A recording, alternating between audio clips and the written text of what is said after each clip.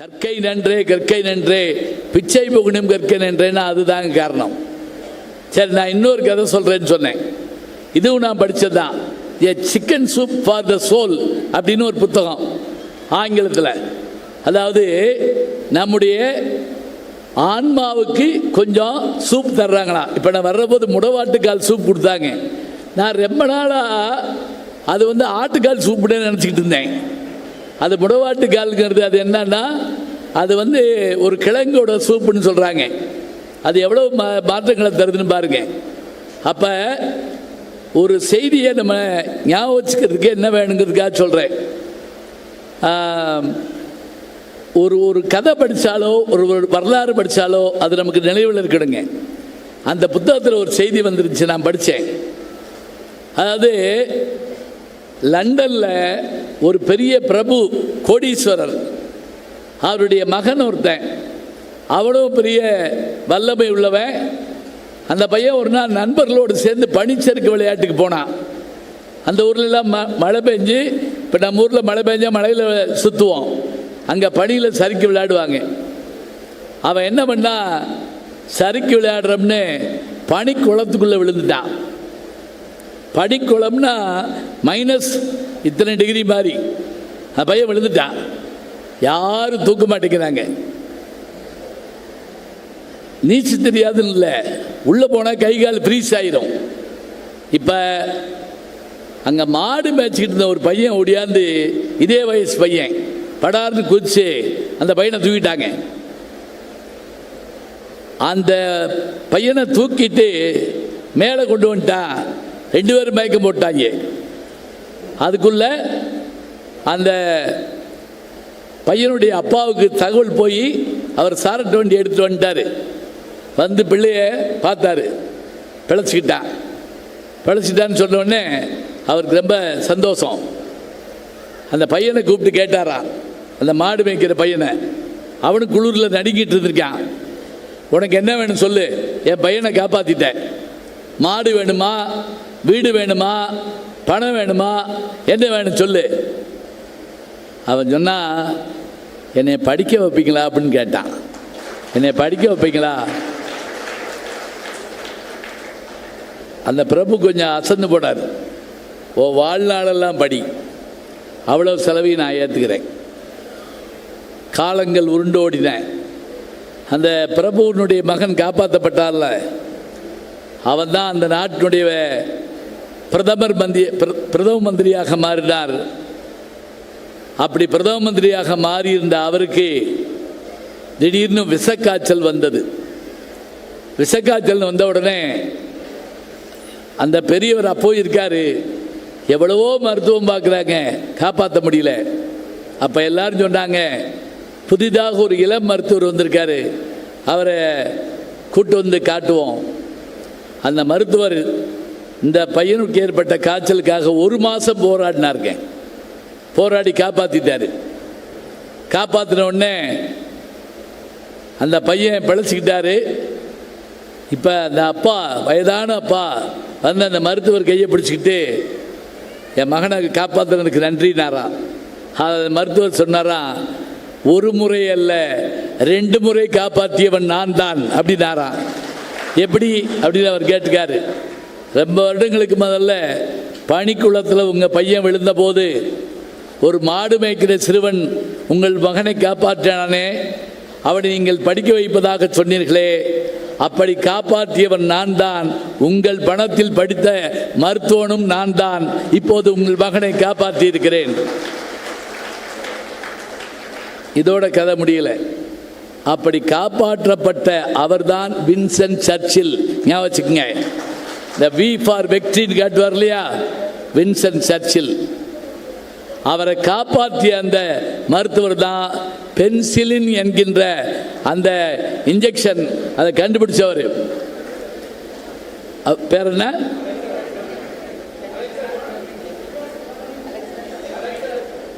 Alexander Fleming. Alexander Fleming. இதை வரலாறு யோசிச்சு பாருங்க. காலம் ஒருவரை எதற்காக என்ன செய்கிறது. இப்போ அந்த பிரபு தன்னுடைய மகனை காப்பாற்றியதற்காக பணம் கொடுத்தாரு, அவன் வாங்கலை. படிக்க வைக்க சொன்ன உடனே படிக்க வச்சாச்சு. இப்போ அவர் ஒரு மருத்துவராக மட்டும் இல்லைங்க, ஒரு பிரதமரை காப்பாற்றிருக்காரு. அதுக்கு மேலே ஒரு வார்த்தை என்ன தெரியுமா? நோபல் பரிசு பெற்ற விஞ்ஞானிகளில் அவர் ஒருவர்.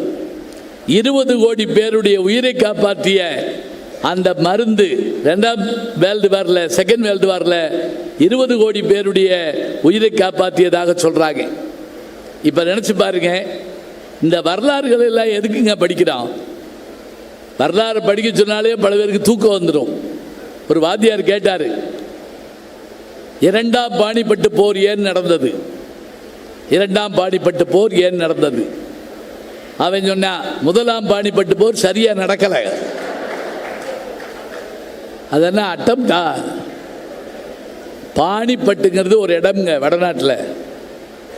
1526 முதல் போர், 1556 2வது போர், 1586 30 வருஷத்துக்கு ஒரு போர் நடந்திருக்கு. நம்முடைய இறையன்பவர்களுடைய புத்தகத்தில் நீங்கள் படித்து பார்த்தீங்கன்னா தெரியும். எப்படின்னா, முதலில் பீரங்கி பயன்படுத்தப்பட்டது அந்த பானிபட்டு போரில் தான் எழுதுவார். வரலாறு படித்தா தான் நமக்கு அதனுடைய அருமை தெரியும். நான் உலகம் உங்கள் கையில் ஒரு புத்தகம் எழுதியிருந்தேன். அந்த புத்தகத்துக்கு இறையன்பவர்கள் தான் முன்னுரை கொடுத்துருந்தார். அந்த முன்னுரையை படித்து பார்த்துட்டு எனக்கு 1000 விஷயம் யோசனை வந்துச்சு. ஏன்னா, ஒரு சின்ன தீபத்தை பொருத்தி விட்டால் அந்த தீபம் எப்படி வெளிச்சத்தை தருதோ அதுபோல் ஒன்றை படிக்கிற போது நமக்கு 1000 வெளிச்சம் கிடைக்கணுங்க. வேற ஒன்றும் வேண்டாம். நான் நார்வே நாட்டுக்கு போயிருந்தேன். இப்போ நீங்கள் ஒன்றும் சொல்லக்கூடாது, 4 வேல போகிறதெல்லாம் நார்வேல போகிறதுன்னு சொல்லாது. இல்லை, உண்மையிலேயே போயிருந்தேன். அந்த நாட்டில் என்னை ஒரு பெரிய அரங்கத்துக்கு கூப்பிட்டு போனாங்க. அது என்ன அரங்கம்னு கேட்டால், நோபல் பரிசுகள் தரக்கூடிய ஒரு அரங்கம். அதில் பல்வேறு நாடுகளில் தர்றாங்க.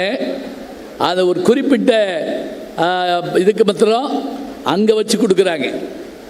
சரி, நோபல் பரிசுலாம் சாதாரணம் இல்லை. ஆனால் அது எப்படி உருவாச்சுன்னு நினச்சிங்கன்னா ஆச்சரியமாக இருக்கும்.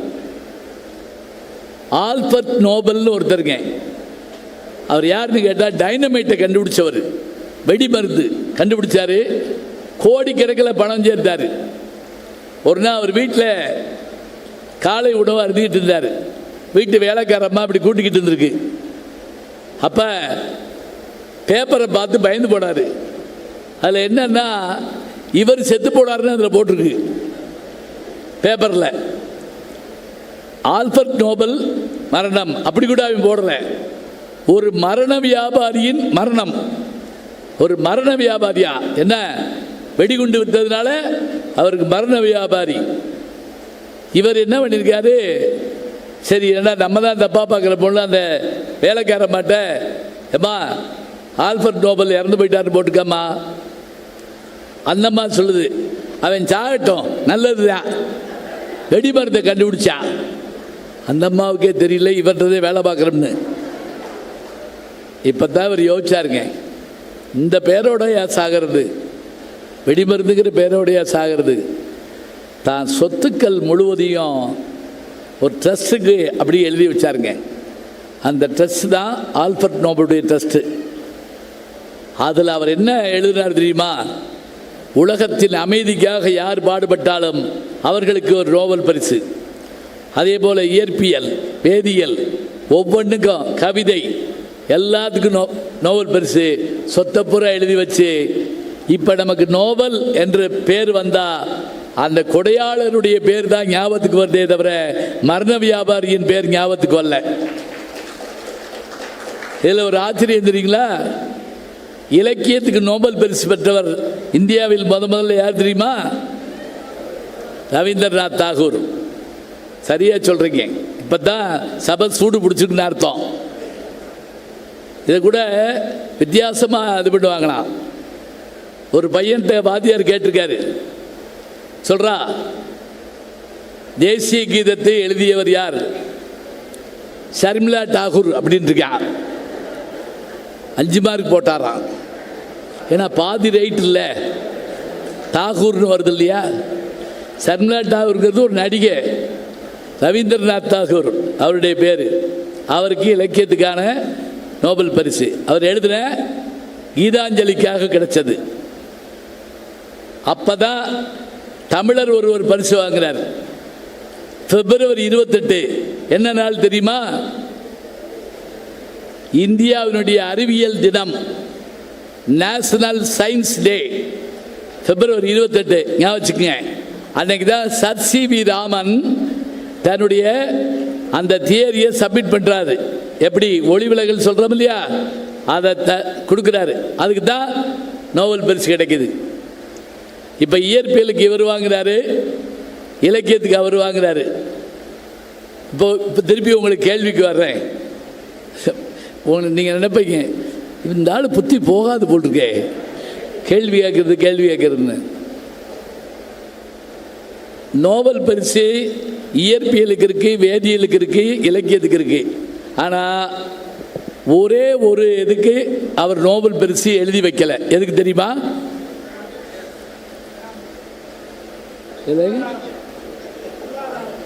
பொருளாதாரம் இல்லை வாங்கியிருக்காங்களே.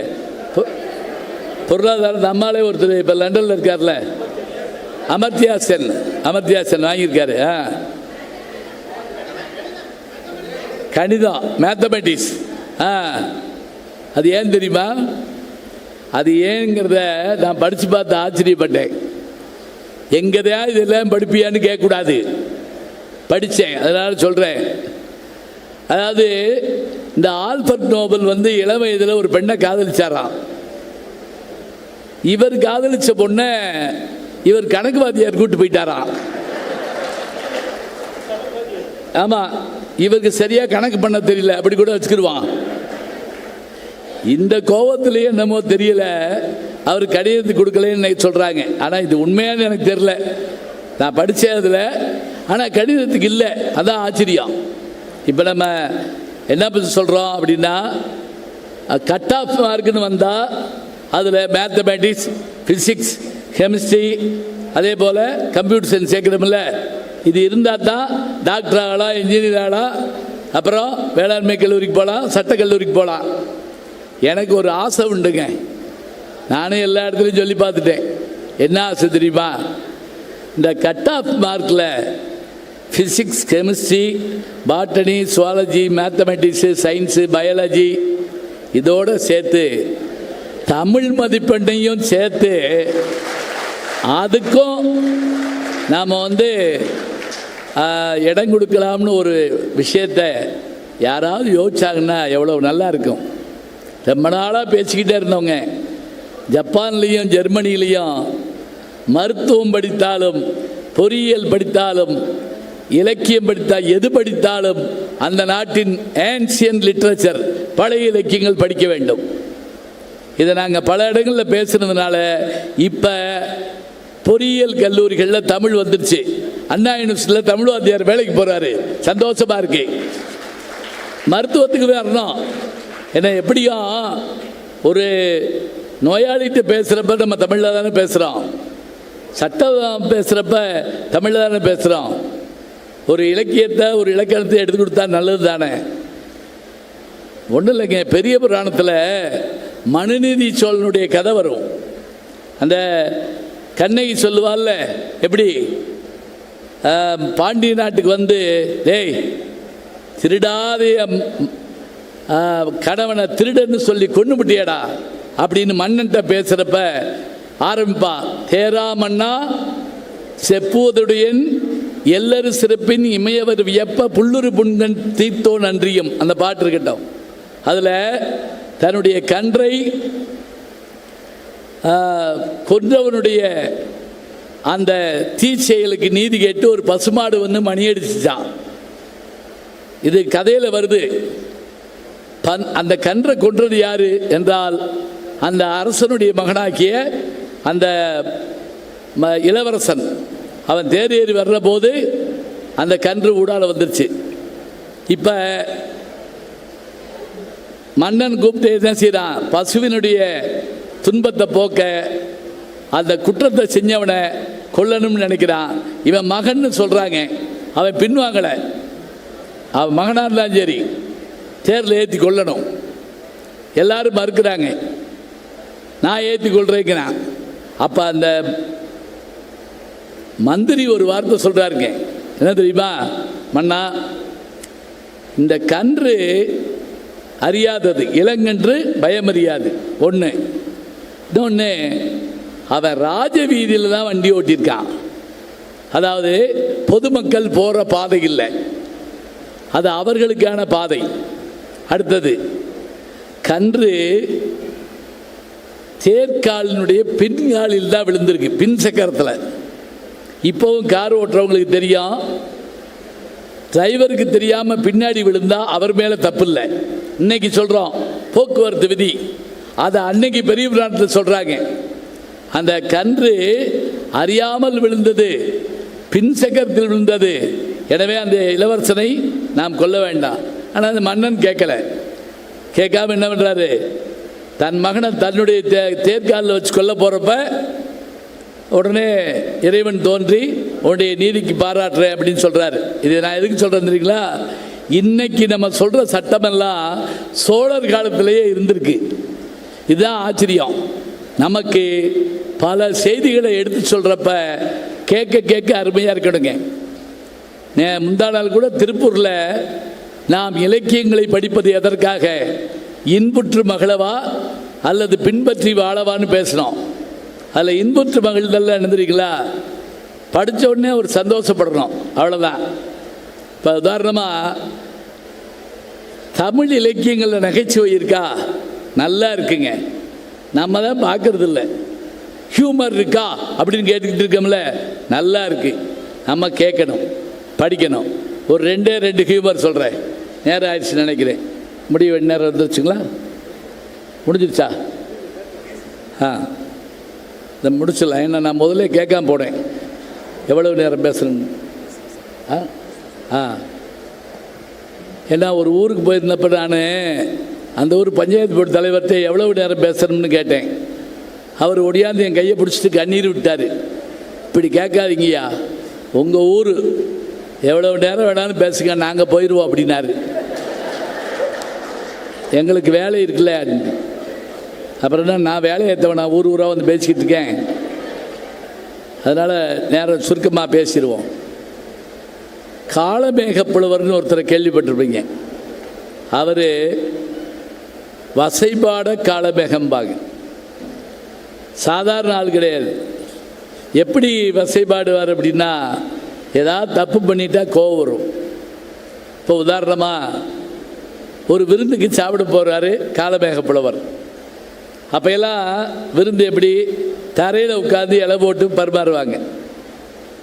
அதான் உண்மையிலே நல்ல முறை. நல்லா சொன்னால் நம்ம பலகையில் உட்காந்துருப்போம், இலை தரையில் இருக்கும். அப்போ தான் வயிறை உள்ளடக்கி சாப்பிடுவோம். இப்போ சாப்பாடு மேலே இருக்கு, நம்ம கீழே இருக்கோம், அது பாட்டுக்கு போகுது. அப்புறம் டாக்டர்கிட்ட போய் மெலியலைன்னு ஒருத்தன் போய் டாக்டர்கிட்ட உடம்பு மெலியலேன்னு கேட்டான். அவர் சொன்னார், சரி நீ மெலியணும்னா 2 சப்பாத்தி சாப்பிடு அப்படின்னாரு. சாப்பாட்டுக்கு முந்தியா பிந்தியா அப்படின்னு கேட்டான். நீ ஜென்மத்துக்கு மெலிய மாட்ட, அதென்ன மாத்திரையா, முந்தியா பிந்தியான்னு கேட்டா.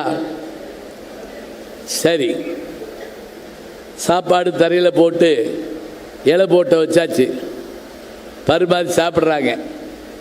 அப்போ அதில் பாயசம் ஊற்றுறாங்க. பல பேர் அதில் அப்பளத்தெல்லாம் போட்டு நொறுக்கி வித்தியாசமான சாப்பிடுவாங்க. இவர் சாப்பிட்டுக்கிட்டு இருக்காரு காளமேகப்புலவர்.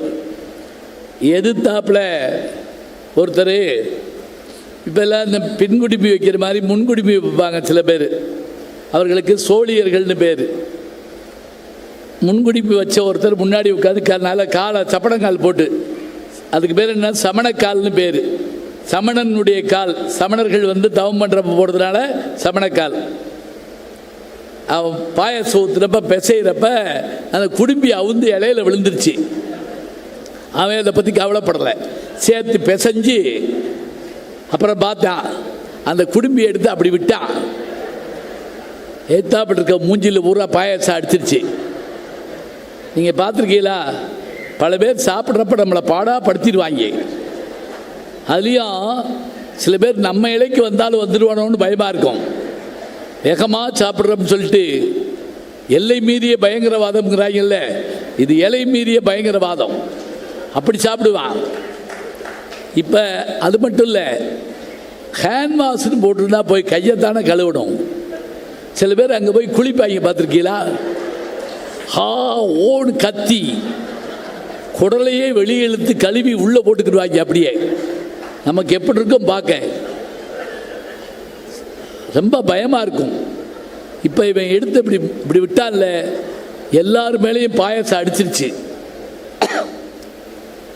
அதில் பல பேர் தொடச்சி சாப்பிட்டேன். இதெல்லாம் அங்கே பார்த்துருக்கேன், எங்களுக்கு பழக்கம் தான். நம்ம காலமேக புலவர் மேலே பட்டுச்சு. பட்ட உடனே அவர் கோவம் வந்துருச்சுங்க. கோவம் வந்தால் பாட்டிலே தான் திட்டுவார். நம்ம யாரையாவது கோவிச்சு வையறதா இருந்தால் எப்படி வைவோம்? அவர் போயிட்டாரான்னு கேட்டுக்கிட்டு, பஸ் ஏறிட்டாரான்னு பார்த்துக்கிட்டு, இவெல்லாம் மனுஷனா அப்படிமோ. ஆனால் இவர் அப்படி இல்லை. இவர் என்ன பண்ணார் தெரியுமா? அப்படியே நேருக்கு நேர சுருக்க வழிந்த முன்குடிம்பி சோழியா, உன்னே தான் சொல்கிறேன் அப்படின்னு அர்த்தம். சுருக்க வழிந்த முன்குடிம்பி சோழியா, சோற்று பொறுக்குளர்ந்த வாயா. சாப்பிட்டு சாப்பிட்டு வாய் காஞ்சி போச்சு, ஆனால் சாப்பிட்டுக்கிட்டே இருக்கான். சில பேர் 2 பந்தியில் சாப்பிடுவாங்க. அந்த பரிமாற அவர் கேட்டார், ஏய் நீ பந்தியில் உட்காந்துருந்தீல? இவன் சொன்னா, இந்த பாரு, உனக்கு ஞாபக சக்தி அதிகம், எனக்கு ஜீரண சக்தி அதிகம். ஓ வேலையை நீ பாரு, என் வேலையை நான் பார்க்குறேன். சோற்று பொறுக்குளர்ந்த வாயா. திருக்குடந்தை, அவன் ஊர் பின்கோடு உள்பட சொல்கிறாரு. திருக்குடந்தை, கோட்டானை. கோட்டானை தெரியுமா? ஆந்த கோட்டானை. நாயே குரங்கே உனையொருத்தி போட்டாலே வேலையேற்று போய். இதாங்க பாட்டு. இந்த பாட்டில் என்ன சிறப்பு தெரியுமா? அவர் வஞ்சதெல்லாம் சிறப்பு இல்லை. உங்கள் அம்மா உன்னைய பெற்று போட்டா பாரு சொல்கிறோம்ல, நல்லா கவனிக்க. பிள்ளை பிறந்தது, சரியா? மாடு கன்று போட்டது, நாய் குட்டி போட்டது, ஆடு குட்டி போட்டது. இப்படி தான் சொல்லுவோம். இதை மனுஷனுக்கு சொல்லுவோமா? யார்த்தையாவது போய் கை கொடுத்து கங்க்ராச்சுலேஷன் உங்கள் ஒய்ஃப் குட்டி போட்டிருக்காப்ல அப்படின்னு கேட்போமா? ஏன்னா லூசாடியே குட்டி போட்டிருக்கா. மரபு நிலை திரியின் பிரிது பிரிதாகும்னார் தொல்காப்பியர். ஒரு மரபை இன்னொரு மரபை தப்பாக சொன்னோம்னா அது பிழையா போயிருமா. இவர் என்ன செய்கிறாரு? உங்கள் அம்மா உன்னைய போட்டாலே வேலையேற்று போய். இந்த பாட்டை திருப்பி பாருங்க. எப்படி? சுருக்க விழுந்த முன்குடிப்பி சோழியா, சோற்று பொறுக்குளர்ந்த வாயா, திருக்குடந்தை கோட்டானே நாயே குரங்கே உணர்த்தி போட்டாலே வேலையேற்று போய். எவ்வளவு கோபம் இருந்தால் இப்படி வையணும். இதே போல் இன்னொரு பாட்டு இருக்குங்க. என்ன வந்தாலும் சில பேருக்கு அறிவு வராது. அந்த காலத்தில் சில கணவன்மார்கள் மனைவியை பிரிஞ்சு போவான். எப்படி கோவளம் போனான்ல, அது மாதிரி போனவன் போய் தப்பு பண்ணிட்டு வந்தான். மனைவி வாசல் நிற்கிறான். எங்கே போன அப்படின்னு கேட்டான். நேற்று ராத்திரி எங்கே போனேன், எங்கே போனேன்னு விலைக்கு சொல்ல முடியுமா? ஒரு மாதிரி லூஸ் மாதிரி சிரிச்சான். சரி விடு, நேற்று ராத்திரி நீ போன இடத்துல பாட்டு பாடினியான்னு கேட்டான். பாட்டு பாடினியா? அவனுக்கு ரொம்ப பெருமையாக இருந்தது. நம்ம பாட்டை கேட்டுருப்பா போட்டிருக்கு அப்படின்ட்டு. ஆமாம் அப்படின்னு பெருமையாக சொன்னான். உடனே அவன் நினச்சேன் அப்படின்னா. என்ன அப்படின்னா, இவன் ராத்திரி 12 மணிக்கு ஒரு சத்தம் கேட்டது. எங்கள் அம்மா சொன்னா காட்டில் பேய் அழுகுதுன்னு சொன்னா. இந்த ஊரில் இருக்கவங்கெல்லாம் நரி ஊழையிடுதுன்னாங்க. என் தோழி நாயாத்தான் இருக்கும்னா. நான் சொன்னேன் அது நீயாத்தான் இருக்கும் அப்படின்னு. இந்த கைதட்டி எனக்கு இல்லை, 7ஆம் நூற்றாண்டில் எழுதின பாட்டுக்கு இன்னைக்கு 1500 வருஷத்துக்கு நந்திக்கிழம்பத்தில் வர்ற பாட்டு. ஈட்டு புகழ் நந்தி பாணனி எங்கையர்தம் வீட்டிலிருந்து பாட விடிவளவும் காட்டிலும் பேயென்றால் அன்னை பிறர் நரி என்றார் தோழி நாய் என்றால் நீ என்றேன் நான். முடிஞ்சு போச்சு, அவ்வளோதான். இதுக்கு மேலே பாட முடியுமா? எவ்வளோ ஆச்சரியம். இன்னைக்கும் கூட நான் என்னுடைய யூடியூப்பில் வீரமாமுனிவரை பற்றி போட்டிருந்தேன். வீரமாமுனிவருடைய சிறப்பு என்னன்னா, அது வரைக்கும் செய்யுளாக இருந்தது எல்லாம் உரைநடை கொண்டு வந்தார். இப்போ நீங்கள் கோயிலுக்கு போகிறீங்க, ஒரு செய்தி இருக்குது, அது கல்வெட்டில் இருக்குது, நம்மளால் படிக்க முடியல, பாட்டாக இருக்கும். பாட்டுன்னா நமக்கு படிக்க தெரியாது. உரைநடை இருந்தால் படிப்போம். முதல்ல உரைநடையில் அவர் எழுதின கதை என்ன தெரியுமா? யாருக்கா ஞாபகம் இருக்கா? பரமார்த்த குரு கதை. மட்டி மடையன் முட்டாள் மூடன் மிலேச்சன் எல்லாரும் சேர்ந்தது. குரு மோசமான குரு, மோசமான சீடர்கள். மோசமான என்ன அர்த்தம்? கெட்டவங்க இல்லை, முட்டாள்கள். அதனால தாங்க விவேகானந்தர் சொன்னார், சொர்க்கம் என்பது என்ன, நரகம் என்பது என்ன பார்த்துருக்கமா? தெரியாது. ஒரு மனைவி கணவன்கிட்ட கேட்டாங்க, எங்க சொர்க்கத்தில் நம்ம 2 பேரும் சேர்ந்து இருக்க முடியாதாம்ல? அவன் சிரிச்சான், ஏ லூசு, அதனால தான் அதுக்கு சொர்க்கம்னு பேரு. உன்னை அங்கே கூட்டு போவாங்களா? அந்த அம்மாவை கோவம் வந்துருச்சு. அப்படி சொர்க்கத்தில் என்ன இருக்குன்னு கேட்டுச்சு. என்ன இப்படி கேட்ட? ரம்பா, ஊர்வசி, மேனகை, திலோத்துமை எல்லாம் நான் போட உடனே மாமா மாமான்னு ஒடியாருவாளுக. நான் எங்கே போவேன்? நீ நரகத்துக்கு தான் போவேன். அப்படி நரகத்தில் என்ன இருக்கும்? அந்த அம்மா விட மாட்டேங்குது. நரகத்தில் குரங்குதான் இருக்கும். உடனே இந்த அம்மா புருஷ முதுகில் செல்லமாக அடிச்சு, போங்க மாமா, உங்களுக்கு மட்டும் இங்கேயும் அழகி அங்கேயும் அழகி,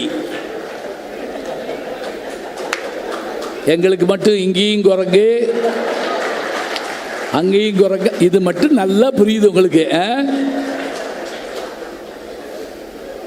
இப்போ விவேகானந்தர் சொன்னார், இதெல்லாம் இல்லை, அறியாமை என்பது நரகம், அறிவு என்பது சொர்க்கம். முடிஞ்சு போச்சு, அவ்வளோதான்.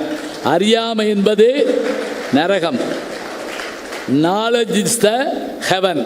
வேற ஒன்றும் இல்லைங்க, அறிவு தாங்க சொர்க்கம். அதை சொல்லி காமிச்சிட்டோம்னா போதும். இப்போ பரமார்த்த குருவுடைய சீடர்கள் 7 பேர். ஒரு நாள் குரு குதிரையில் போகிறாரு, 7 பேர் பின்னாடி போகிறாங்க. அவர் தலையில் ஒரு டர்பன் கட்டியிருந்துருக்கார். அந்த காலத்தில் நம்ம ஊரில் எல்லாம் உருமா கட்டுவோம், கல்யாணத்தில் கட்டுவோம், எல்லாத்துலையும் கட்டுவோம்.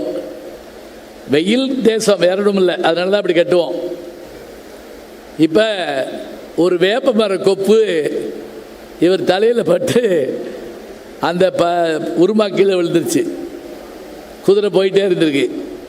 குருநாதர் கேட்டார், டேய், என் தலையில் கட்டிருந்த அந்த உருமா எங்கே? ஒருத்தன் கேட்டான், நீங்கள் தினம் கட்டுவீங்களே அதா? ஆமாடா. பட்டில் நெஞ்சிருக்குமே அதா? ஆமாடா. நீளமாக இருக்குமே அதான்? ஏலே ஆமாடா. எங்கே? 3 மைலுக்கு அங்கிட்டு கிடக்குது அப்படின்னாங்க. ஏன்டா எடுக்கலைன்னாரு. நீ இங்கே எடுக்க சொன்னீங்களா? சரி, இனிமே எது கீழே விழுந்தாலும் எடுங்க.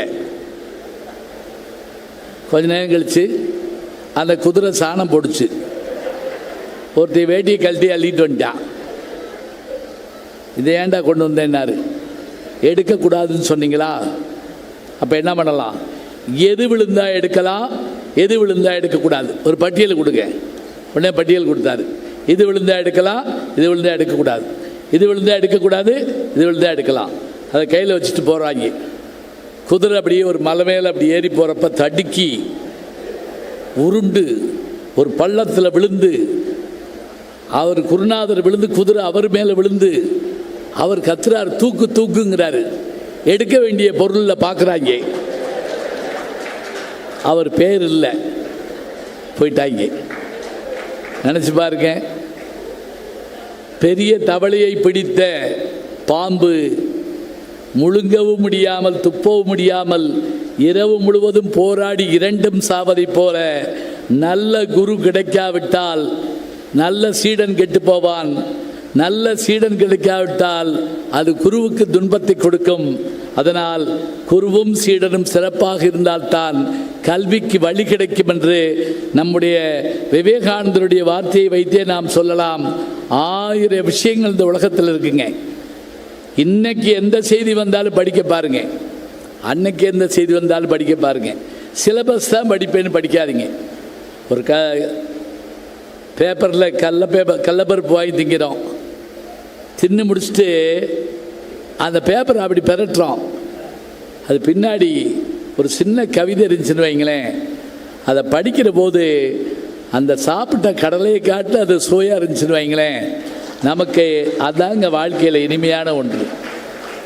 அதனால தான் திருவள்ளுவர் சொல்வார், எப்பா விடாமல் படி, ஒருமைக்கண் தான் கற்ற கல்வி ஒருவருக்கு எளிமையும் ஏமாப்புடைத்து. நீ ஒரு முறை படி, அது 7 ஜென்மத்துக்கு உனக்கு கூட வரும். நம்பிக்கை இல்லையா? ஒரு தடவை படி, உன் 7 தலைமுறைக்கு அது உன் கூட வரும். உன் கூட இருக்கக்கூடிய தலைமுறை முழுவதும் கூட இருக்கும். அதனால் தயவு செஞ்சு புத்தகத்தை தான் படிப்பேன், நான் தான் பாஸ் பண்ணிட்டேன்ல, நான் தான் வேலைக்கு வந்துட்டேன்ல சொல்லாதீங்க. அதுக்காக படிக்கலை. நான் அமெரிக்காவில் பேசி முடிச்சுட்டு இறங்க போகிறப்ப அங்கெல்லாம் என்ன வழக்கம்னா கேள்வி கேட்கறது வழக்கம். இங்கே அப்படி கொண்டு வரணும். 20 நிமிஷம் பேசணும், 20 நிமிஷம் கேள்வி கேட்கணும். ஃபுல்லாக பேச்சாலே ஊரை விட்டே ஓடி போயிடுவான். இன்ட்ராக்ஷன் இருக்கணும். ஒருத்தர் கேட்டாருங்க என்கிட்ட, நான் பேசி முடிக்கிறேன், எந்திரிச்சு கேள்வி நேரம், அப்படி கை தூக்குனார். அவர் டிஷர்ட்டோ பாதி பனியன் மாதிரி போட்டிருந்தார், பெர்முடாஸ் போட்டிருந்தார், கூட்டத்துக்கு வந்திருக்காரு, பாத்ரூம் செப்பல் போட்டிருந்தார். ஒரு மாதிரி அலட்சிய முகத்தோட கண்ணாடி போட்டுக்கிட்டு, சார் நான் தமிழ் படிக்கலை, நான் இலக்கியமும் படிக்கலை, ஒன்றும் படிக்கலை, தமிழும் படிக்கலை, இலக்கியம் படிக்கலை. இன்றைக்கி நான் என்ன தெரியுமா சம்பளம் வாங்குகிறேன்? 75 லட்சம். பில்கேட்ஸ் கம்பெனியில் வேலை பார்க்குறேன். இலக்கியம் படிக்காட்டி, தமிழ் படிக்காட்டி வாழ முடியாதா? அதான் சோறு போடுவான். இதெல்லாம் எதுக்கு படிக்கணும்? எல்லாரும் கொஞ்சம் ஒரு மாதிரியாக சங்கடப்பட்டு பார்த்தாங்க, இப்படி வந்து கேட்குறாருன்னு. நான் அதுக்கெல்லாம் ஒன்றும் அச்சப்படலை, இதுக்கெல்லாம் நமக்கு தெரிஞ்சது தானே அப்படின்ட்டு. இலக்கியம் படிக்கிறது சம்பளம் வாங்கிறதுக்காக இல்லை தம்பி, எதுக்குன்னு நான் சொல்கிறேன். இலக்கியம் படிக்கிறது என்பது நம்முடைய வாழ்க்கையை செம்மை செய்து கொள்வதற்காக, நம்முடைய வாழ்க்கையை நேர்மைப்படுத்திக் கொள்வதற்காக, நம்முடைய வாழ்க்கையில் மன அமைதி ஏற்படுவதற்காக. சொல்லிட்டு மகாபாரதத்திலிருந்து ஒரு கதை எடுத்து சொன்னங்க. 13ஆம் நாள் போர் சர்க்கத்திலிருந்து ஒரு கதை எடுத்து அந்த அவர் கேள்வி கேட்டவருக்கு பதில் சொல்கிற மாதிரி நான் சொல்லி முடித்தேன். அந்த உட்கார்ந்துருந்த ஒரு 500 பேரும் நான் சொல்லி முடித்த உடனே எந்திரிச்சுன்னு கை தட்டாங்க. அவரும் என்கிட்ட வந்து என்கிட்ட கை கொடுத்து, சாரி நான் தப்பாக உங்கள்கிட்ட இந்த கேட்டேன், நீங்கள் சொன்ன விளக்கம் என்னை என் உள்ளத்தை உருக்கிடுச்சுன்னு சொன்னார். அப்படி என்ன சொன்னேன்னு நீங்கள் பார்க்கணும்னு நினச்சா என் யூடியூப்பை பாருங்கள், அதில் இருக்கு. நன்றி, வணக்கம்.